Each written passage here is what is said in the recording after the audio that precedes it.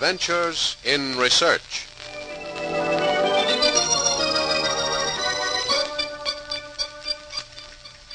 I've never seen so many different kinds of clocks in one place before, outside of a store. Yes, it's quite a hobby of mine, collecting old clocks. I'm very proud of them.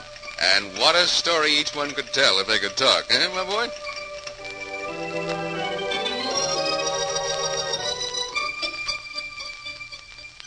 This is Paul Shannon transcribing another fascinating tale of science by Dr. Phillips Thomas, research engineer of the Westinghouse Research Laboratories. Today's story is titled Time Through the Ages, telling how man has kept track of time since the beginning of time itself.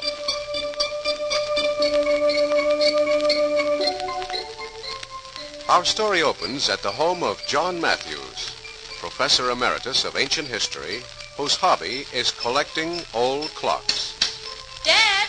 Oh, Dad! Here I am, Mary. No need to Oh, shout. sorry, Dad. Didn't mean to.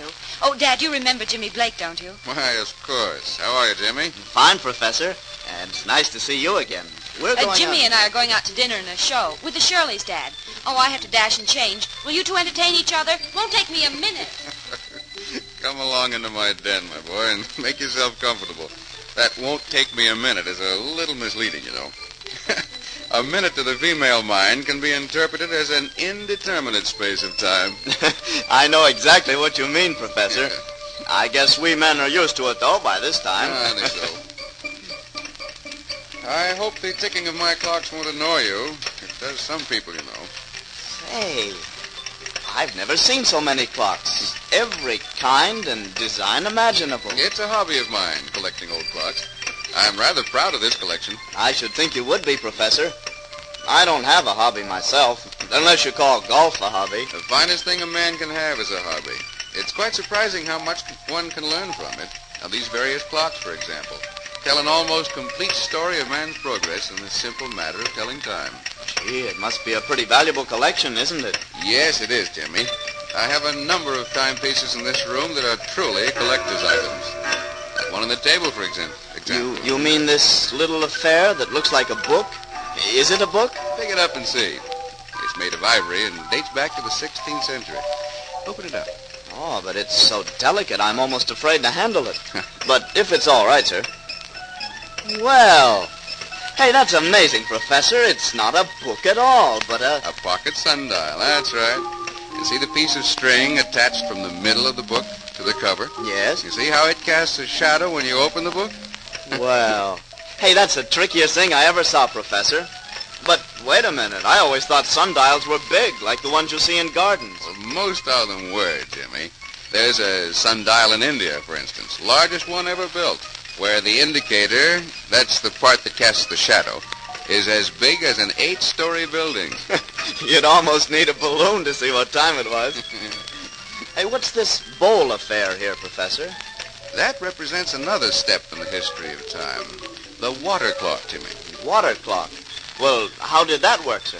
Oh, there were various types of water clocks, Jimmy. This brass bowl type was used in India. Notice the small hole there in the bottom of the bowl? Yes. Well, what's the idea of that?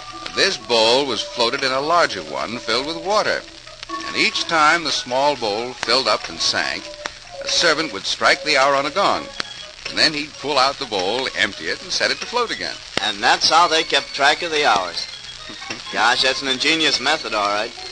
Say, Professor, I was just looking at this ancient clock on the wall here. Ah, that's my pride and joy, Jimmy. It has rather a unique history. Unique? Well, in what way, sir? That represents the earliest attempts of American clockmakers. How far back is that, Professor? Oh, somewhere around 1792. Ever hear of Eli Terry? Eli Terry. No, I don't think I have. How about Seth Thomas? Ever hear of him? Oh, yes, the name Seth Thomas is familiar to me. Though I've forgotten what he did. Well, Seth Thomas was one of Eli Terry's helpers, and Eli Terry was one of the first men in America to make clocks commercially. And he had a rather unique method of selling them.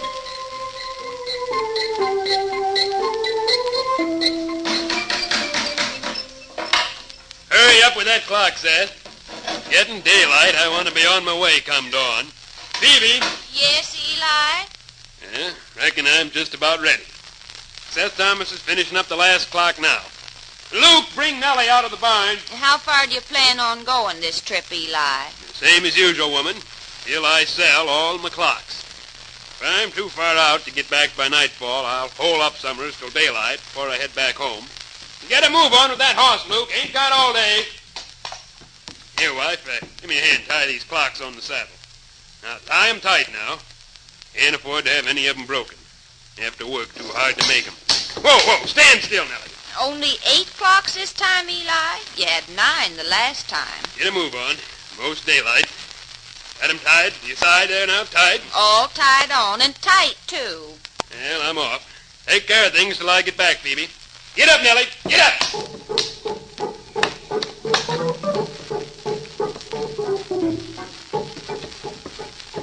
Whoa, Nellie. Whoa. Lady neighbor.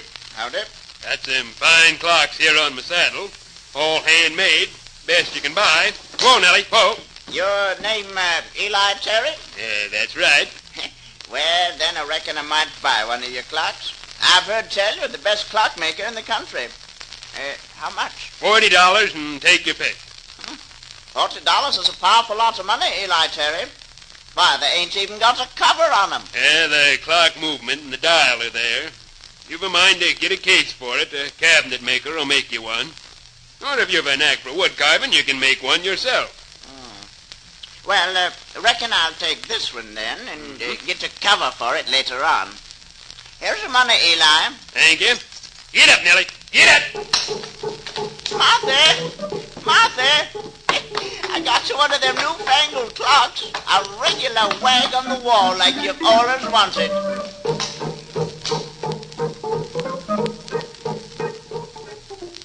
Well, Phoebe, you've done right well so far. Making clocks by hand and selling them the same way. Maker to buyer. But now it's time to try more up-to-date methods of manufacture. Well, what do you mean by up-to-date methods, Eli? Water power. Oh. It's the common thing, Phoebe. Hey, what's more, we can afford to sell our clocks cheaper. Bring them down to around $25 instead of $40. And that means more folks will be able to afford to buy them. Mm-hmm.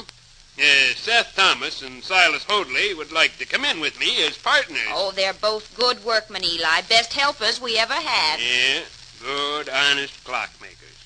It'll be a good partnership, Phoebe.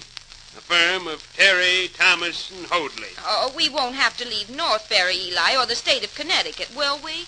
Oh, I hope not. Not the state, Phoebe, no. But we bought an old mill that'll supply the water power we need. That's in the southeast part of Plymouth. We're making progress, Phoebe.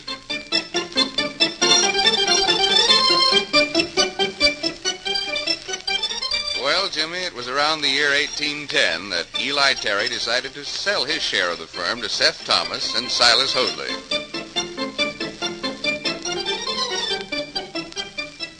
Yeah, I know the firm's been doing right well, Phoebe, but guess I've worked too long alone to be any good in harness. Besides, I got an idea in my bonnet for a new kind of clock. I want to do a little experimenting on it, alone. And where are you going to do this experimenting, Eli? We're moving to Plymouth Hollow, Phoebe, and this time we see youngsters are growing up. Got to teach them how to make clocks, good clocks. Eli Terry and Sons.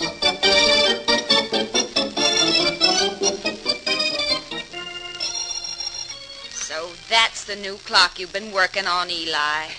My, it's a real beauty. Yeah, it's my perfected wood clock with the pillar scroll top case. All complete, Phoebe. You think folks will like it? Oh, with all that scroll work? Oh, such beautiful roses they are. My, who wouldn't like it? Any woman be proud to have a clock like that hanging on her parlor wall, Eli.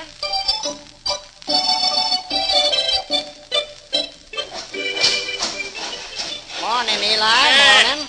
Well, Seth Thomas, glad to see you, Seth.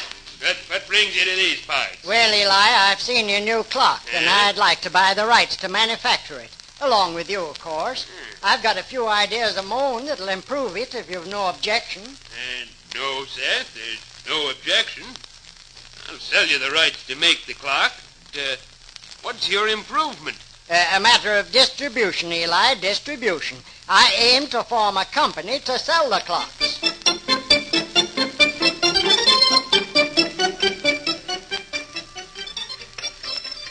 Along in 1853, the Seth Thomas Clock Company was formed, Jimmy. The forerunner of a great many such commercial clock-making companies in America. Well, sir, did the scroll clock become popular at that time? Very popular. It was radically different from all previous clocks, and the scroll work added materially to its great popularity. About 6,000 of these clocks were made that first year. Only 6,000? Well, no wonder you're proud of the one you have, Professor. That's a real antique. How long did the Seth Thomas Clock Company stay in business? The company is still operating and going strong, Jimmy, and still carries the same name. It's one of the largest and best-known firms of clockmakers in the country. Oh, sure. That's where I've heard the name Seth Thomas. He's one of the men who's responsible for the state of Connecticut being the center of the clockmaking industry. That's right. The names Seth Thomas and Eli Terry are very familiar ones in American clockmaking history. They were the founders of the industry, set a high standard of good, honest workmanship for all to follow. Seth Thomas died in 1859, Jimmy. Sometime later, in a little community where he lived and started his clock company, an impressive ceremony took place.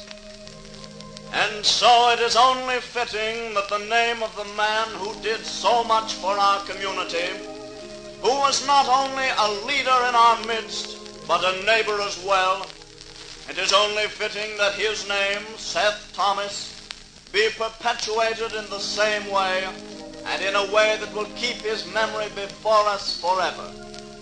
This section of Plymouth, now known as Plymouth Hollow, shall henceforth, and in the memory of Seth Thomas, be known as Thomaston.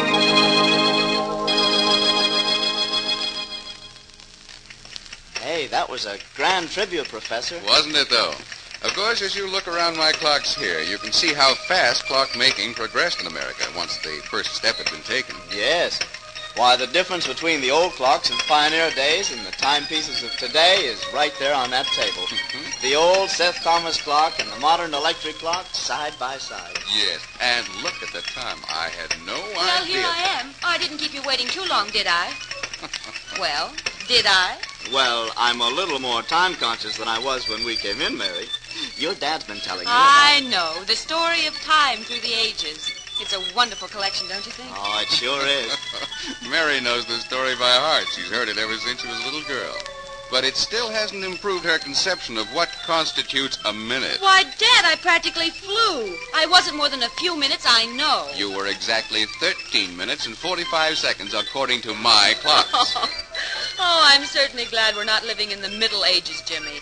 Dad would be timing me with a sundial, and he'd have me taking at least 4 days to change my dress. Oh, come on, let's be on our way, Jimmy. Time's a-wasting. Okay. Bye, Dad. Bye, sir. And that's the story of Time Through the Ages by Dr. Phillips Thomas, research engineer of the Westinghouse Research Laboratories.